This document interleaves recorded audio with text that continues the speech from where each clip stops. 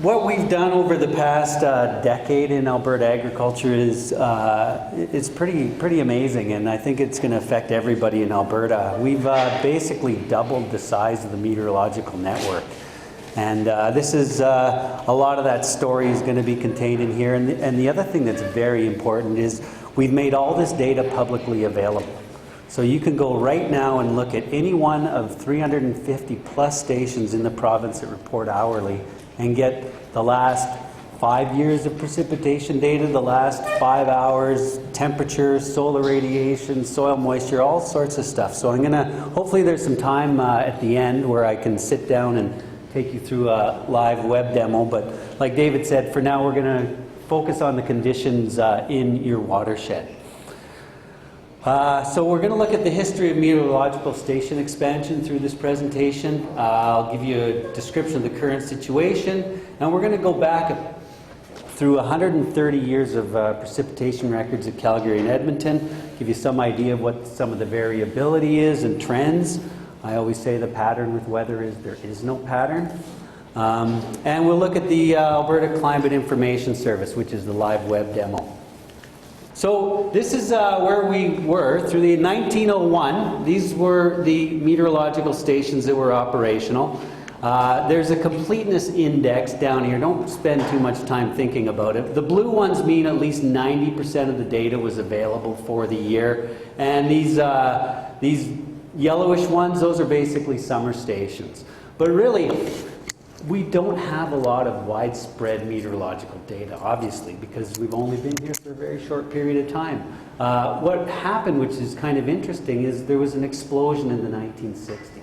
So any of the maps we do, any of the descriptions of relative to normal we anchor them back in 1961 because we do it from a provincial perspective. And this is about the time when we had enough information to do big provincial assessments. What you saw there in those latter years was about 600 dots on the map. Most of those were daily stations, so they're not available in near real time. In 2002, just before the big drought that was hit, we were tasked with the Alberta Drought Risk Management Plan. And in a way, that drought of 2002, it was fortuitous from my perspective in terms of building a meteorological network because there was a real need for it. There's a lot of money tied to ad hoc government programs when there's big disasters. And this was one way to help target where the areas were, describe how bad they were. And when we first looked, these were the stations that we could report current conditions on. And the gray area is basically the agricultural area of the province. There's huge holes. We couldn't really do any reporting. And any of the reporting we did, we later found the data needed to be quality controlled. It was full of holes, very, very difficult. So the last decade, we've been hard at work to really kind of sew that all up and make this data fully available, completely filled, continuous, and highly usable. Next slide. So through a variety of partnerships with Alberta Environment, the University of Alberta, and mostly Agriculture Financial Services Corporation, we were able to put in over 170 new stations. So each one of those colors sort of represents a different partner, different phase, that sort of thing. So now we've got some pretty darn good coverage through the province, and really the big driver here was crop insurance. And everything that we do is really riding on the backs of crop insurance. And as long as this crop insurance is around, this network is going to be strong and robust. It's not really, it wasn't truly built because there was a realization we had all the meteorological data. It's filling a financial need that's very important. But we can do a lot of stuff under that guise. If you take a look at some of the stations we built, this is one of the bigger stations. All of our stations have an all-season rain gauge. This is basically a big bucket on a scale. This is a shield that works around the orifice of the gauge, and it prevents updrafts as wind blows across. So that's very important. It's called an alter shield. We also have air temperature and humidity sensors. Now, most stations in the province are really T&P. That's temperature and precipitation. So basically, this is kind of the extent of what you're going to see through most of the other meteorological networks. Well, we've added solar radiation. We've got 10-meter wind speeds and directions. The stations are sited well in the open, so they're properly sited. There's no obstructions. They're all on satellite or cell telemetry. We've got 2-meter wind speeds, and 37 or so of them have soil moisture and temperature. In total, 170 stations, 37 with soil moisture and temperature, 70 with solar radiation, and all the rest have air temperature, winds, and precipitation. So all this, I've said this before, all this information is available in near real time, and the website is weatherdata.ca. So it's pretty easy to remember, and if you forget that and you want to find our website, just type in Weather Data Alberta. It comes up as one of the first hits. Next. So this is the number of stations that's currently available to you in real time for all sorts of stuff, research. In fact, I do obviously for work, but also for personal reasons. If I want to go camping on the weekend, I can see how wet it was. What are some of the... We also do snow maps off all this stuff. So from a personal perspective, it even works great. We have radar where you can track thunderstorms. So maybe you want to go for a family picnic 20 kilometers away, it's storming out, and you can actually see where the storms are going. More for producers too, they can see what fields were hit last night. You know, should I go spray 10 miles away? That sort of stuff. So the radar is tracked in 10-minute slices. So let's take a quick look at the current conditions across the Sturgeon watershed. All the counties in and around Edmonton declared agricultural states a disaster this year as a result of exceedingly dry conditions. How dry? We can go take a look. This, incidentally, is one of our stations near Tomahawk. Like I said, we've been very hard at work building the network. All of these green dots are the stations that we've established in and around the watershed in the last decade or so. Prior to us being on the scene, really only Edmonton, Stony Plain, and Edmonton, that's the municipal airport. Those are really the two stations that were close to your watershed. And some of you may argue, well, here's your watershed boundary. I don't think it quite touches Tomahawk. I think it comes up over here. And so really there aren't a lot of stations in the watershed, but still it's pretty darn good density. Yes, it is. I think I drew the line up here. So you got St. Albert, Oliver's not in, you got, there's actually one, U of A is probably almost in. Anyways, there's lots to describe the climate in the watershed. So these are the stations that I'm using over the next set of slides for you to see what the current conditions are. Okay, next slide, please. So if we look at the two stations which I picked just to simplify things, Tomahawk and St. Albert Research, what I've done is I've gone from September 1st, 2014 to September 15. And the reason I go back here is because this is kind of a water year. Generally, any of the rain that falls in the, and from an agricultural perspective, falls in the summer is used immediately by the plants. So right now, this is a really important time. The rains we're getting, even though they're impacting harvest, a lot of this water is stored in the soil, and it's like money in the bank to a farmer. So what we take a look at here is, and these I plotted in a matter of minutes on our website, seconds you might even say. So what we got is this green line. This is the actual precipitation at Tomahawk over the last year. And this line I plotted a normal line. So you can see that Tomahawk was pretty much near normal throughout the winter, all the way until about May. And here in St. Albert, so you were actually a little wetter on the west side of the watershed than you were the east side. St. Albert Research, we were a little bit low in the fall, but generally pretty much near normal throughout most of the winter. And you may say, well, what are you talking about? There was no snow this winter. Well, the reality was the snow was pretty much near normal. It just went a lot earlier than normal. Plus, we had a lot of warm weather that beat the snowpack up in January. But this is really where the drought started. Just about April 1st. So what I've done, I drilled down on this drought from April 1st until today, and you can see that The normal lines swoop up quite well. There's not a lot of, these are kind of neat. These inflection points mark times when the wettest weather starts and times when the wet weather ends. So it's kind of neat if you look at the slopes of these lines. Anyways, we had a very, very, very dry April, very dry May, and these are very important times for getting crops going. And then we just had a little bit of rain. And by the time we hit June 10th, and this is in and about the time that all the counties started declaring agricultural disasters, you were actually at a 125 millimeter deficit at St. Albert, 120 millimeters of rain deficit at Tomahawk. And to put that into perspective, your average for the year is about 450 to 500. So in that small space of time, that was 100 days, you lost a quarter of the rainfall for the whole year. What happened was July 10th came and there was a nice break, everyone. There was some good hope. It was kind of late for quite a few. And then the rain sort of tapered off again. And now we're hitting this other point here in September, and now we're going crazy. So this is something that we see time and time and time again throughout the meteorological record is, you know, I used to say rain begets rain, dry begets dry. I don't say that anymore because these things end abruptly. They start abruptly. We see it all the time. So do not take the last month of weather to try to predict what's going to happen in the next month because it just doesn't happen. We get these major shifts all the time and we're in it again. How long will it last? I don't know. I don't think anybody truly knows. So how bad was it is the question. We produce these maps every week.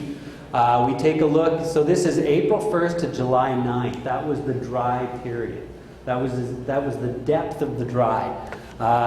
We go back to 1961. We compare all of those periods, and then we rank them. And we'll say, okay, that was the dry once. If it was the driest in that period, it's less than once in 50 years it'll occur. If it was the second or third driest, it gets in this category. So really what we need to look at for these maps are really the dry ones. So these deep, deep dark reds, there's your watershed in there.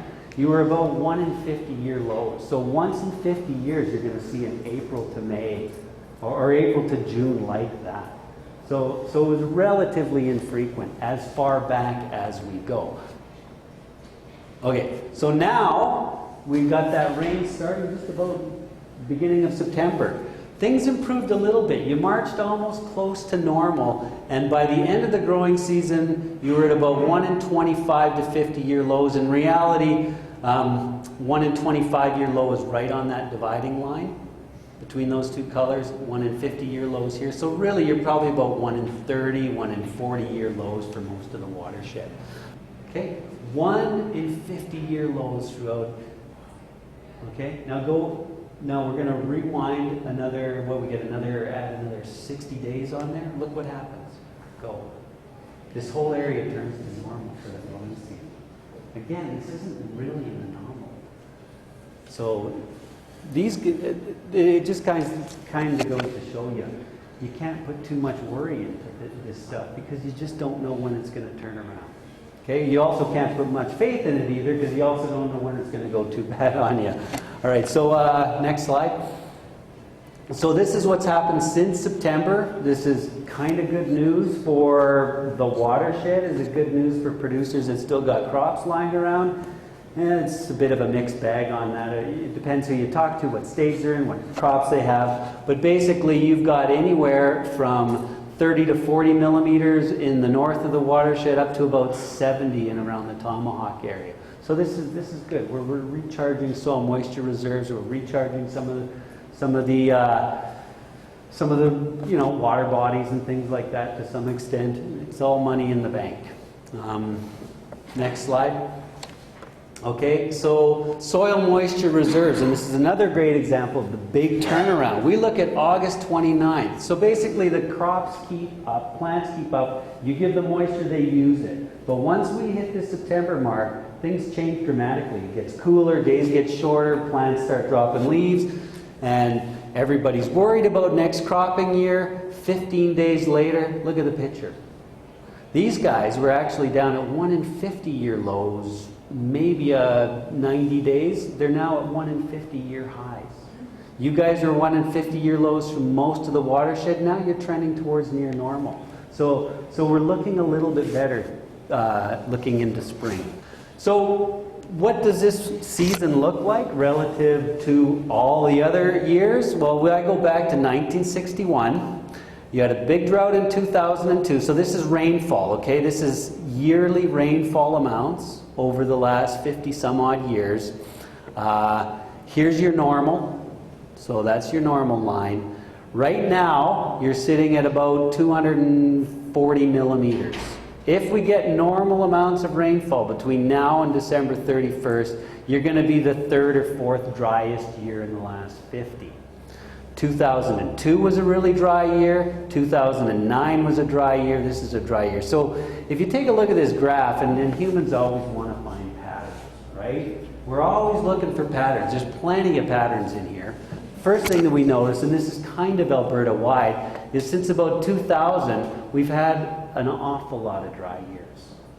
And that's one may say that's unusual if we look at this record. The other thing is, you know, a lot of us 50-year-olds and stuff talk about the wet 70s and all that. Well, there's our wet 70s, okay? In fact, most of our memories are calibrated to this period, and we're looking at this period as being very unusual, because it is. We're used to this fairly wet cycle. We've all kind of grown up, us older people, in this wetter type weather. If you take a look back into the early 60s, we kind of were a little bit like we were here, but you know, still a little bit better. So what does this mean? Does this mean this is the new norm? Next slide. I don't know, quite frankly. But if you go take a look at 130 years of Edmonton, same thing, annual precipitation, you notice a lot of interesting things. First of all, there's this area here where we're getting a lot of fairly dry weather, not a lot of normal years. There's the 2002 drought, 2009 drought, following this nice period for agriculture. Well, if you look way, way, way back to here, this is an interesting period, and there's only 2 stations in the province that I know of that have this period, 1884 to 1902. 3 of the worst droughts ever, as well as 2 of the wettest years we've ever seen. So if we start to take a look at this as humans and go, okay, let's look at patterns. Let's pretend we're right here. This is the last piece of information we have. We don't know all this is coming, okay? We're looking at this back at the early 19th century. What are we going to say? Hey, it's getting wetter, wetter, wetter. Wow. You know, we got a real trend of it getting wetter. Is that really a pattern? Well, you don't know until you see the rest of what's going on. And really, 100 years probably isn't enough to know what's going to happen for the next 100. So my job really is, with this network, is to collect the data, and over the long term, so we can start to really answer these things and have good, high-quality data so we can put proper answers on these questions. Agriculture really needs to know risk. You know, I can grow a crop that's going to pay me X amount of money, and I can afford to fail once every 5 years. Over the long term, what can I grow if I'm willing to take that kind of risk? So one may say about this record, okay, this is ages ago. Like, how good were these guys at measuring compared to our fancy equipment now that's measuring every hour? Okay, all right, fair enough, right? Who knows? We weren't around, so let's go take a look at Calgary. Same sort of thing that we see at Calgary. In fact, we don't see at Calgary this unusual last decade or so. What we see is a fairly calm period over the last 40 years. Prior to that, it was even crazier. And we also see the same sort of pattern that we saw in Edmonton. Very, very, very dry, followed by some of the wettest years ever. You know what's interesting about this one is that 2013 Calgary flood, it doesn't even make a mark on here. Okay? One of the reasons is, well, okay, the weather, it wasn't really raining in Calgary that hard. It was the mountains up higher. So that's why you don't see it. But imagine what it would have been like back here. 900 millimeters of rain in a single year. So, live web demo. Most of this data you can, I generated off the website, so this isn't, you know, buried on my computer. Anyone can do this and kind of do some of these scenarios to try to understand really what is climate? So this is weatherdata.ca. Okay, here we go. So here's the greeting page of our website. We have several tools. So we have a weather station data viewer where you can view hourly, daily, monthly data from all those 350 plus stations. You can actually go view historic weather data back to 1961 for 6,900 locations in the province. You can check out your favorite weather station and see what's happened over the last 21 days. We can look at almanacs, so the last 50 some odd years of growing degree days, frosts, things like that. Weather conditions, maps. I don't have time to go through all of this. We have over 15,000 maps online dating back to 1961. You can pick any month you want in that period, find out how much it rained. Was it a 1 in 25 year dry? Was it a 1 in 25 year wet? All sorts of stuff. So basically anything you can think of to ask, you should pretty much be able to answer here. The weather radar imagery is not working right now. It's working, but there's nothing to see because it's nice and clear. But this is where you can go plan your daily activities if you're a producer or just wanting to take your family out for a picnic. In fact, the weather condition, the climate analysis maps have snowpacks where you can see where the snowpacks in the province are if you like snowmobiling even. So there's a lot for everybody here. And we'll just go into something that most people will probably use. There's some other things, kind of running a little low on time. So this weather station data and graphs, this is my favorite one.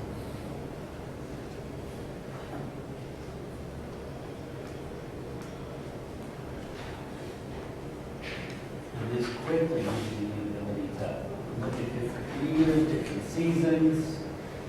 A lot of producers use this as a year in review. So in September, you come and your yields aren't as good as you thought they were. Well, there's a lot of stuff that happens throughout the growing season. You seeded. When did you seed? When did the rains come? What were the temperatures? You sprayed. Was your spraying effective because the temperatures may have gone too low? Like some sprays don't work after 3 degrees. So you can actually go lay out your whole year in review and try and figure out whether it was the weather that got you, or some of the timings of your operations, or maybe just something you did wrong. So if we take a look here, let's go to Alberta. So I've shown you this already. That's all the stations we have in Alberta. We can zoom into the northern region, and you want to see Glen Evis. Okay, what happened in your watershed over the last week? Okay, so not all stations measure the same thing, okay? So we can't say all stations are equal. Some measure 2 meter winds, some measure 10 meter winds, some don't. So if you're looking for 2 meter winds, we don't want you to hunt and peck. We want you to go and take a look at wind speed. Well, all the stations that don't measure wind speed drop out. It's kind of neat. So basically, if you're a researcher and you need a bunch of different things for a station, you can just pick all the things you want, and the stations that are remaining on the screen are the ones that have all that data alike. So I just went and picked 3 stations in your watershed. There's a bunch of neat stuff here. All of our stations, there's pictures of them. So you can go take a look at what does that station look like from 4 compass points. This. So there'll be 4 compass points here you can see. Take a look at the weather station. If you want to know, actually we had frost last night, didn't we? Let's take a look at the minimum temperatures over the last week, and let's take a look at the accumulated precipitation over the last week. We want daily, hourly, yearly, monthly, whatever you like. There's a nice date picker here. You want yesterday, a week's worth of data, 2 weeks worth of data. You can graph it up. It's just going to be messy because I picked too many stations, but those are the temperature patterns at all the stations, and there's your frost. How cold was it last night? Well, each one of those is a dot, so you had roughly 5-6 hours of frost. We had the rains in the beginning, 2 bouts of rain over the last little while, up to a total of about 26 millimeters, so that's an inch of rain. Neat thing here is, okay, so 26 millimeters of rain. How much is that? Relative to normal. There's lots of neat stuff you can do here. We provide normals for daily information, so you can see what that rain or temperature was relative to normal. And I think I'm probably going to have to cut this off pretty soon. I won't take too much time. We're going to have time for questions. So we've had anywhere in the watershed from 16 to 24 millimeters of rain over the last several days since the beginning of September. Normally we have 8 millimeters of rain. If you want to know what the normal for September is, well, you just take the calendar and you wind it out to September 30th. And your normals for September, some places have had 70 millimeters, I said. Your normals for September are in around 40 millimeters, so that's kind of normal. So you've already got almost double of normal with some of your watersheds, some of your stations since the beginning of September. There's 60 up at Glen Evans. Okay, so I think I'll let you guys play with the website. My number's down here. Please feel free to call me in front of your computer. I'll run you through the website, no problem. If you promise to tell your friends and your family.